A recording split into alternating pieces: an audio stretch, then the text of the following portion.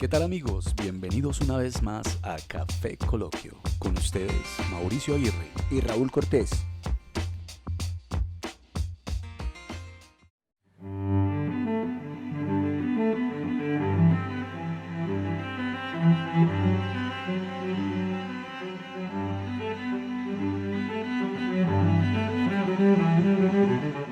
Bienvenidos a Café Coloquio, donde exploramos los enigmas y curiosidades del arte.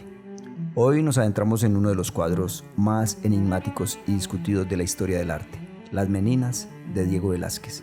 Este icónico cuadro, pintado en 1656, ha fascinado a historiadores, críticos y amantes del arte durante siglos.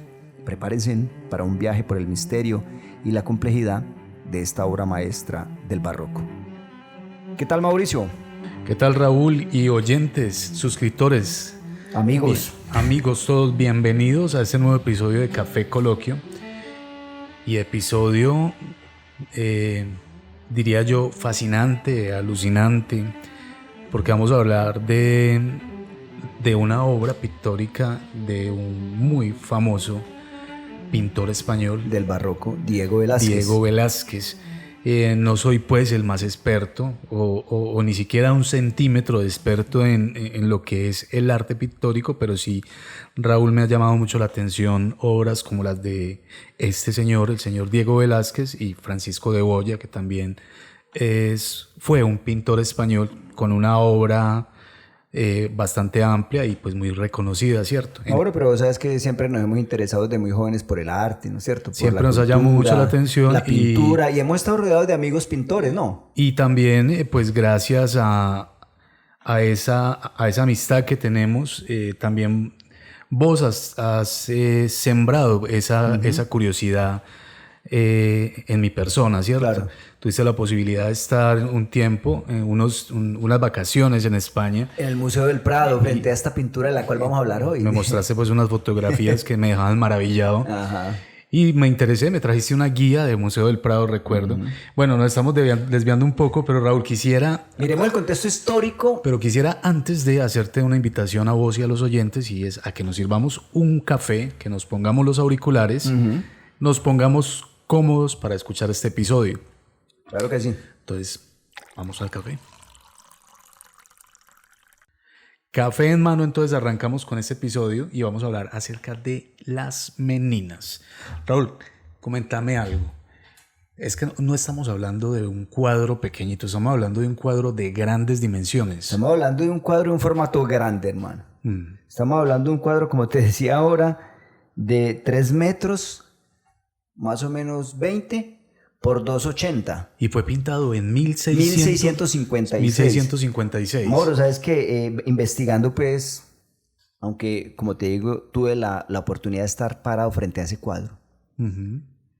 Tuve la oportunidad de verlo en el Museo del Prado. Investigando sobre ese cuadro, el cuadro no siempre se llamó Las Meninas. Mira que el cuadro se llamó Retrato, se dice pues que se llamó Retrato de la familia Felipe IV, que era el rey en el momento. Y también dicen que tuvo el nombre de Retrato de la señora emperatriz con sus damas y una enana. Ya por allá en el año de 1800, muchos críticos de arte la llamaron Las Meninas, porque de hecho vamos a mirar ahora que unas damas de compañía de la infanta Margarita, pues eran llamadas Las Meninas, ¿no es cierto? Que eran unas damas de compañía de la infanta. Lo cierto es que Velázquez nunca le puso un título como tal a esta obra.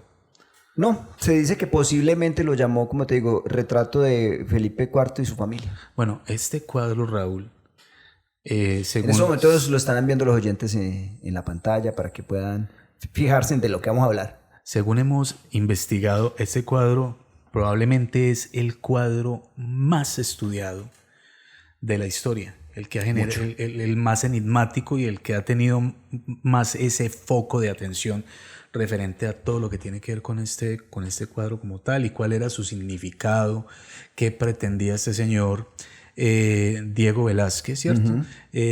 A la hora de pintar esta obra, que pues pasa a ser una obra que conocía como una obra maestra. Vos, un datico curioso aquí rápidamente, ¿sabías a qué se le denomina una obra maestra? No, ¿por qué no nos compartes? Mira qué interesante esto. Una obra maestra, al parecer era lo siguiente, y es que esta gente estudiante que está estudiando las artes plásticas, En caso de la pintura. en caso de la pintura, finalmente, su final era que tenía que pintar un cuadro como tal. Para llegar a ser que maestra. Y esa obra se la presentaba a su profesor como tal, ¿cierto? Este profesor aprobaba esta obra y le decía, con esta obra te conviertes en maestro. Esa es tu obra maestra. La obra que lo hacía como profesional. La obra que lo hacía maestro. Eso era como el carnet profesional. Entonces, de ahí el certificado. De ahí, al parecer, es de donde viene el asunto de la obra maestra. Interesante el dato. Es que se saben cositas también. Mauro, entonces, ¿por qué no miramos, como te decía ahora, el contexto histórico de esta pintura? Inicialmente hablamos que nos estamos ubicando aquí en el barroco. Ajá. Estamos ubicándonos en el barroco. El año en que se pintó esta obra fue en 1656, pero para comprender mejor las Meninas, primero necesitamos pues, situarnos en ese contexto histórico. La obra fue creada durante el reinado en España del rey Felipe IV. Su esposa, su segunda esposa, porque hablamos de la segunda esposa, la que aparece en el cuadro, era Mariana de Austria. Resulta que fue un periodo de gran esplendor para el arte y la cultura en la corte española. Y es que vos estabas hablando ahora, Mauro, de Goya y podemos hablar del Greco, podemos hablar de Murillo, puros pintores españoles, pero de gran talla, Mauro, de gran talla. Entonces, en esta cultura española de gran esplendor y de gran apogeo en las artes, sobre todo en la pintura, Velázquez era el pintor de la corte.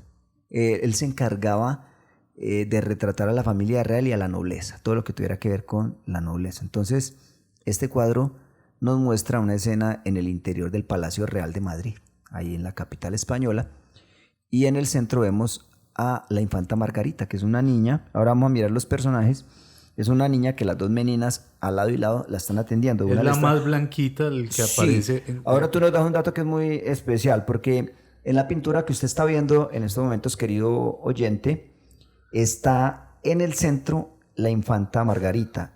Y al lado izquierdo, parándote al frente de la obra, al lado izquierdo está una de las meninas, que es María Agustina Sarmiento. Y al otro le está ofreciendo un jarrón o como una vasija. Y al lado derecho de ella está la otra menina haciéndole una reverencia, ¿no es cierto? Uh-huh. Entonces, volvemos pues al contexto.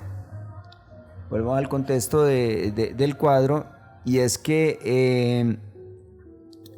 en el centro está, como te decía, Margarita, la infanta, y está rodeada de sus damas de honor y otros miembros de la corte, y Velázquez se retrata a sí mismo trabajando en el lienzo, creando una capa de complejidad en la imagen.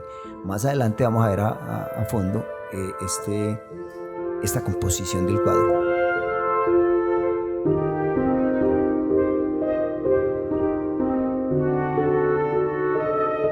Dato curioso, muy sí, interesante para tener en cuenta. Y hablabas acerca de la infanta Margarita. Pues era la hija de los reyes, ¿cierto? De Felipe IV y de Mariana de Austria. Y si notan en la obra, en esta imagen que está en ese momento en pantalla, uh-huh, esta niña como tal, la infanta, es muy blanca. Al parecer, Raúl, en la época, el hecho de que fueras de la nobleza o rico, que fueras rico de la nobleza, que tuvieras esa tez muy blanca, la piel blanca, eso era símbolo de, digamos, de que eras una persona adinerada, ¿cierto? Ajá, porque los que estaban bronceados, ¿quién eran? En resumidas cuentas, pues no tenía que esforzarse en el campo labrando la tierra y asoleándose, entonces pues vivía bueno, ¿cierto? Tenía pues como la posibilidad de vivir bien, ¿cierto? Pero esta gente llevaba este asunto de tener la piel muy blanca a los extremos. En el caso de esta época como tal en España, uh-huh, al parecer cocían la arcilla o un barro. Una arcilla blanca, Me imagino que una arcilla blanca, esto lo pulverizaban y se comían esto. Ese pigmento. Ese pigmento, y pues eso al parecer como que les daba ese tez blanco. Aclaraba más la piel. Aparentemente, no sé qué tan probable sea que ocurriera. Y supuestamente ahí en el cuadro la menina le está ofreciendo eso a la infanta. Pues no sé. Es una hipótesis. Es una de las hipótesis. O sea, supuestamente, por eso decimos pues supuestamente como tal.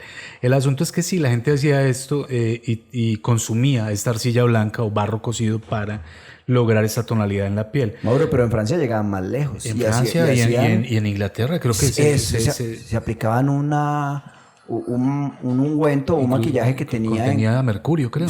Arsénico, no sé, y aluminio. En todo caso, bueno, una de las reinas, una de las Isabel, creo que perdió su cabello y tuvo pues... No, y se afectaba la piel y todo, porque imagínate que aplicaban unos compuestos con unos químicos que les permitía que la piel se viera blanca, y de hecho ponían unas pelucas pues muy estrambóticas, como puedes ver en algunas películas de época, y la piel la acababan de resaltar esa blancura aplicando estos compuestos que tenían unos químicos que finalmente afectaban la piel, inclusive daban cáncer. Sí, tremendo lo que pasaba en aquel entonces, ¿cierto?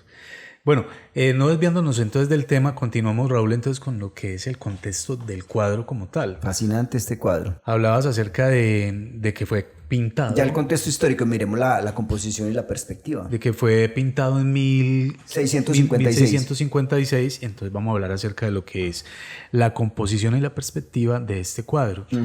Mira, Raúl, una de las primeras cosas que llama la atención es la composición como tal. ¿Cómo está constituido? ¿Cuál es todo ese marco pues pictórico? Mira, Velázquez juega con la perspectiva y la representación del espacio. Ahí los oyentes están mirando y se pueden dar cuenta el espacio, cómo se ve ahí, cómo se ve la perspectiva, el claroscuro, sí. Hay que tener en cuenta, Raúl, la disposición de los personajes y la perspectiva en el cuadro.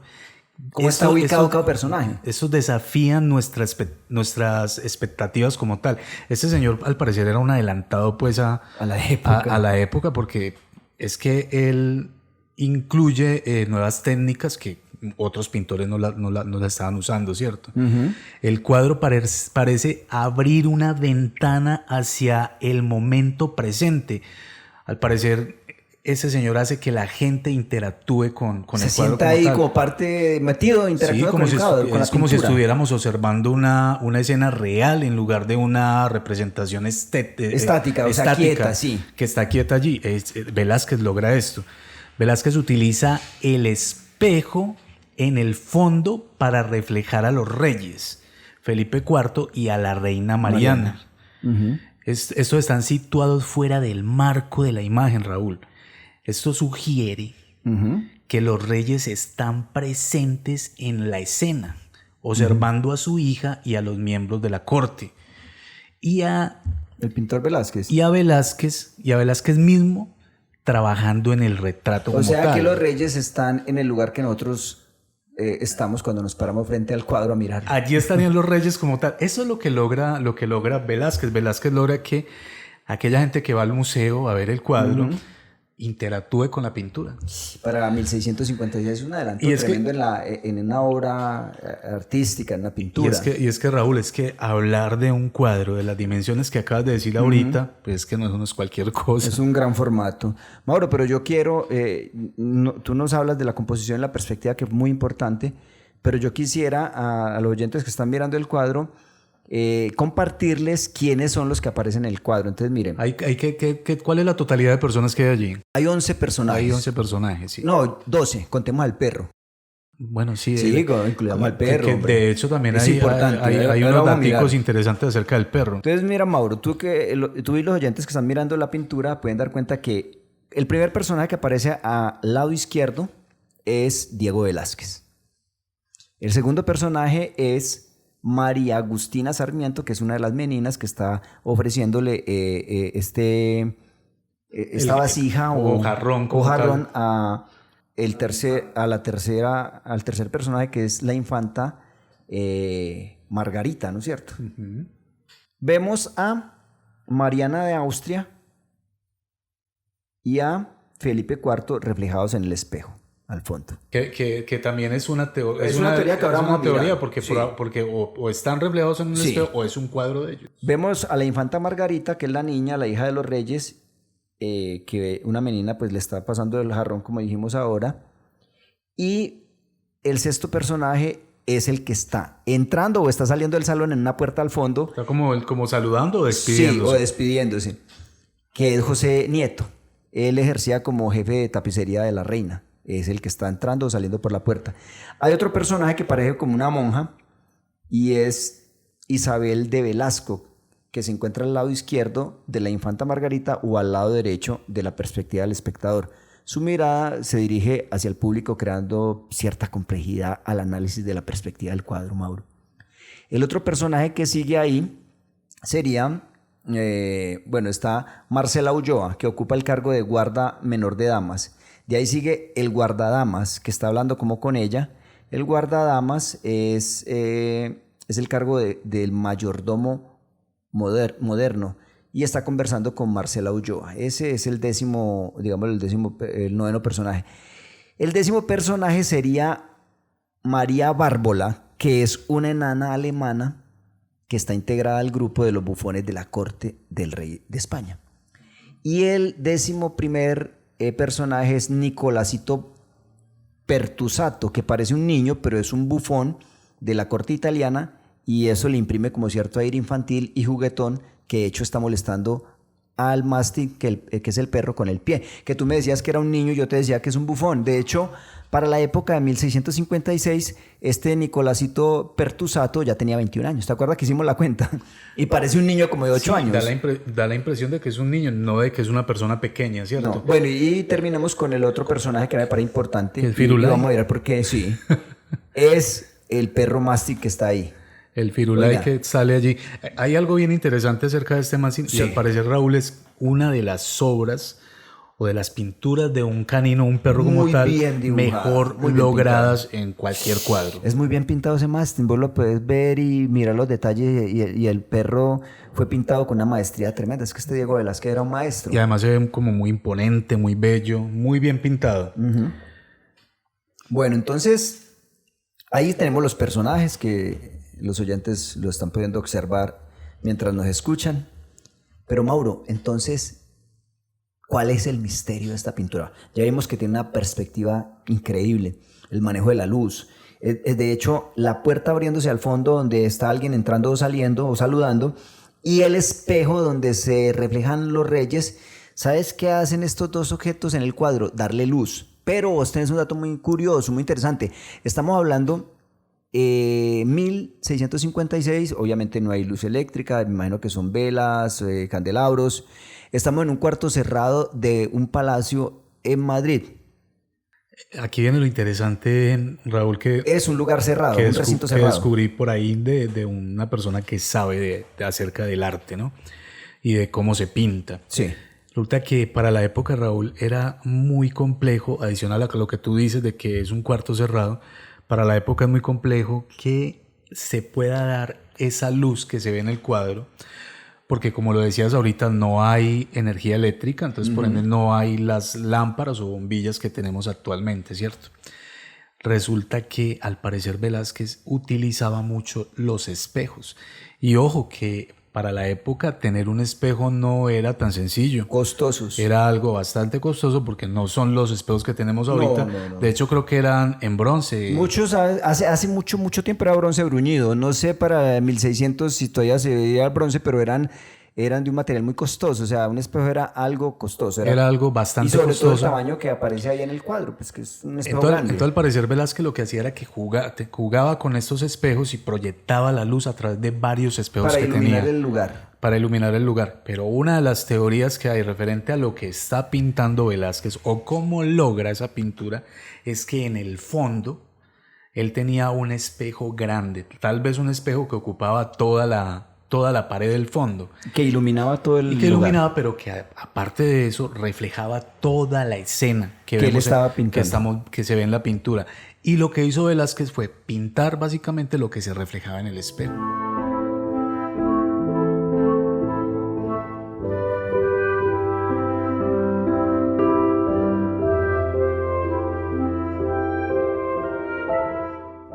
Bueno, interesante eso, porque es que ya entramos en los misterios de la pintura, de las meninas. Entonces, es importante lo que nos compartes, pero también uno de los grandes misterios de este cuadro es la relación entre Velázquez y el espectador, entre Velázquez y el que está allá en el Museo del Prado mirándolo, entre Velázquez y nosotros en este tiempo, en el 2024, que nos acercamos a un libro de arte, a una pintura, a una réplica de las meninas, o a verlo en internet, y Velázquez de alguna manera está interactuando con ese espectador de hoy. Pero ¿por qué se incluye Velázquez en la escena? Es una pregunta que nos podríamos hacer. ¿Y qué nos dice sobre la relación entre el artista, el poder y el espectador? Es una pregunta que nos hacemos.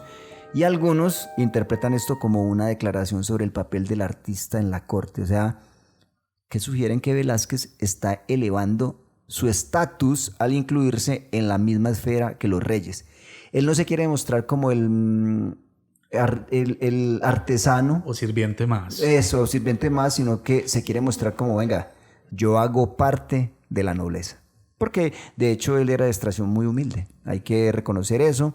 Y ahí hay un dato también que vamos a ver más adelante, y es que él aparece en el pecho pintada una cruz de Santiago, la Orden de Santiago, que era una orden de caballeros de alto prestigio, pero parece ser que, mira, 1656 se pintó se hizo el cuadro, perdón, y él muere como 3 años después, pero un año después de haber pintado el cuadro es que él entra a formar parte de la Orden de los Caballeros de Santiago. Entonces, eso no es que tú llegabas y quiero pertenecer acá, no, y le iban dando... me pintó la cruz ahí roja. No.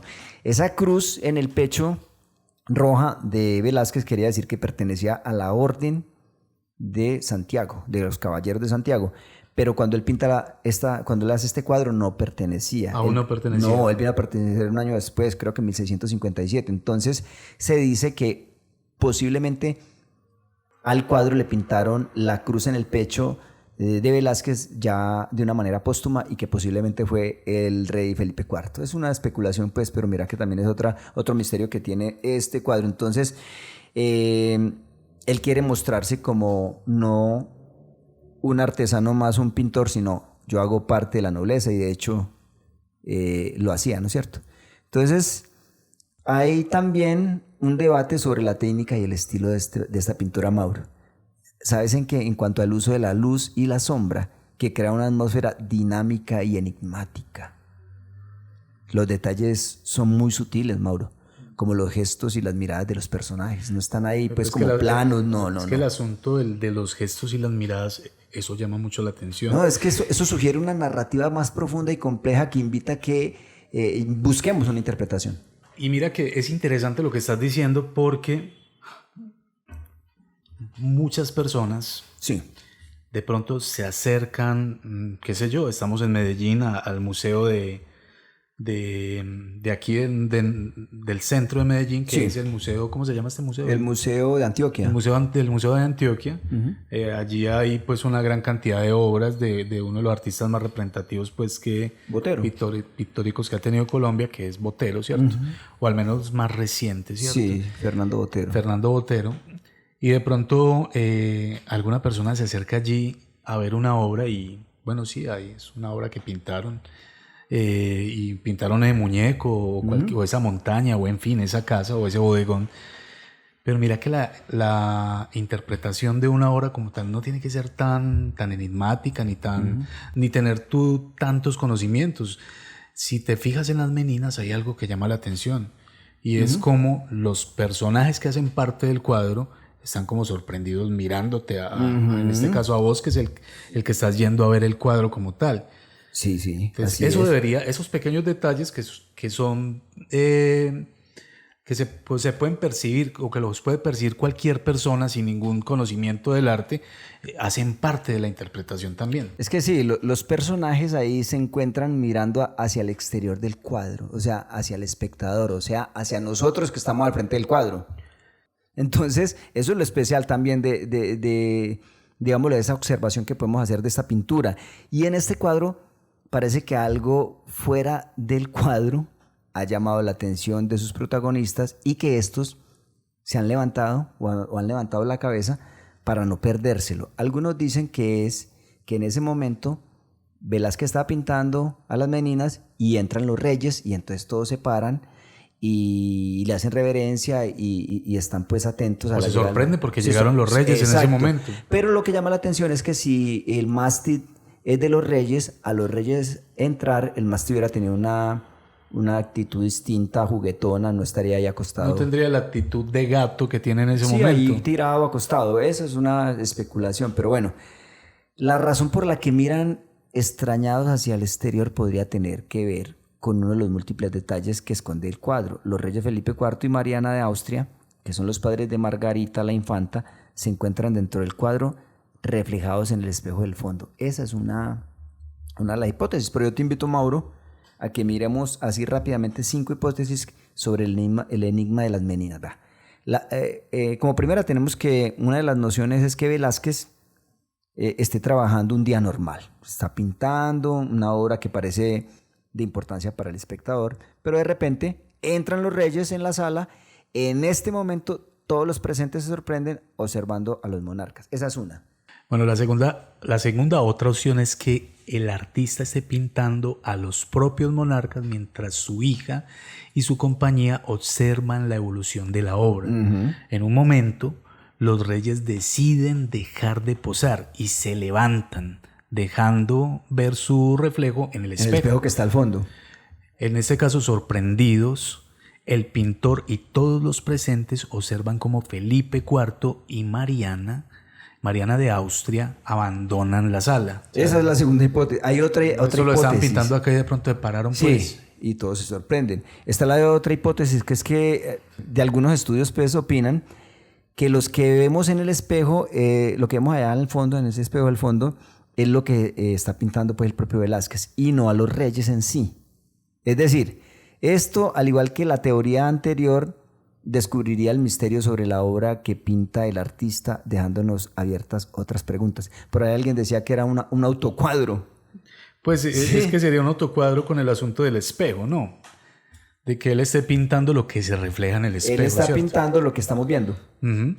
La cuarta teoría sería, pues dicen que los más retorcidos opinan que en esta obra Velázquez se pinta a sí mismo. Un autorretrato. Un autorretrato. Cuando de repente los reyes irrumpen en la sala. En este caso serían las meninas dentro de las meninas. Imagínate. Sí, es una obra totalmente avanzada a su tiempo. ¿Y cuál sería la quinta, Raúl? La quinta sería otra teoría válida que pues despierta todavía más curiosidad, y es la que los retratados, estén mirando directamente al espectador del cuadro. Esto rompería con las dimensiones de la obra, demostrando una vez más la genialidad del artista. Interesante, 5 teorías ahí para debatir, ¿cierto? 5 teorías interesantes, pero la invitación que le hacemos es que lo pueda mirar más imágenes de esta obra de arte tan importante. Yo me inclino más por el autocuadro, Obviamente Velázquez se está retratando. Pero por el autocuadro como tal, que ese reflejo que está pintando Velázquez del espejo. Bueno, ahí les dejamos pues como a los oyentes para que miren cuál de las hipótesis de la interpretación de este cuadro pues les parece más acertada, ¿no es cierto? Ahora vamos llegando ya al final. Raúl, sí, vamos llegando al final y yo quisiera decirles a los oyentes de aquí, a los que están aquí, realmente aquellas personas que nos escuchan en España pues conocerán muchos de ellos la obra, tienen la posibilidad de ir a verla, y probablemente hay muchos, al igual que nosotros, que tienen la posibilidad de ver grandes obras de pintores de aquí y pues no se han acercado por cualquier motivo, ¿cierto?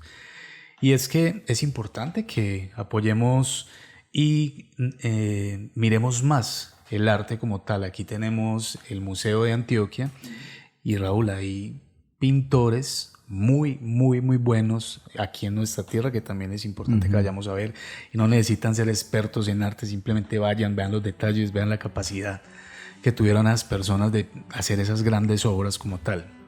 Bueno, Mauro, Las Meninas ha sido objeto de innumerables estudios y análisis a lo largo de los años. Su influencia es palpable en el arte moderno y contemporáneo, y yo diría que sigue siendo un tema de fascinación en la cultura popular. La obra ha inspirado a numerosos artistas y pensadores, desde pintores hasta cineastas. De hecho, creo que Picasso tiene también una representación de las Meninas. El misterio que rodea a las Meninas no es solamente el enigma histórico, lo que acabamos de compartirles ahora, sino también una invitación a reflexionar sobre la naturaleza del arte y la percepción. La habilidad de Diego Velázquez, para crear una imagen que sigue provocando preguntas y aún debates en este tiempo. Imagínate la maestría y la visión que tenía el artista para la época. Imagínate una obra con más de 500 años y todavía sigue generando dudas y asombro. Raúl y oyentes, así concluimos nuestro viaje por el enigma de las Meninas. Y esperamos que esta exploración les haya ofrecido nuevas perspectivas sobre esta obra maestra. Y Raúl, oyentes, no olviden suscribirse a Café Coloquio, compartirnos y nos escuchamos en un próximo episodio. Mauro y oyentes, hasta pronto.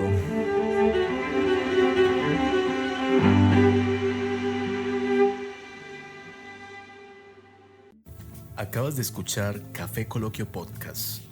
No olvides suscribirte en nuestras redes sociales. Nos puedes encontrar en Facebook como KFE Coloquio Podcast y en Instagram igualmente como KFE Coloquio Podcast. No olvides buscarnos también en YouTube y recuerda que estamos en las principales plataformas de streaming. Hasta un próximo episodio.